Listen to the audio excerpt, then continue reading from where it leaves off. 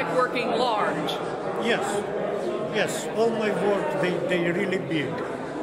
And I work with the pieces from let's say 30 inches tall to 7 feet tall. And from 15 inch in diameter to like this one, 49 inch in diameter. So, and will you say again how much this weighs? It's probably 120, 110 pounds.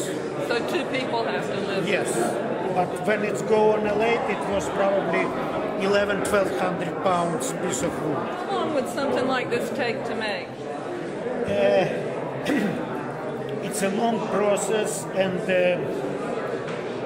when I put it on a lathe, it's take probably 30-40 hours to make it. Then it's take between 7 and 1 year, between 7 months and 1 year drying process, and then I put him back on the lathe. It's take another 15-20 hours to sand it. Depend on configuration. For example, this piece I cannot spin. I got to sand it by hand. Piece like this, the back part, I can sand it spinning, you know, and this is make it easier. This is just hand sanding. Okay.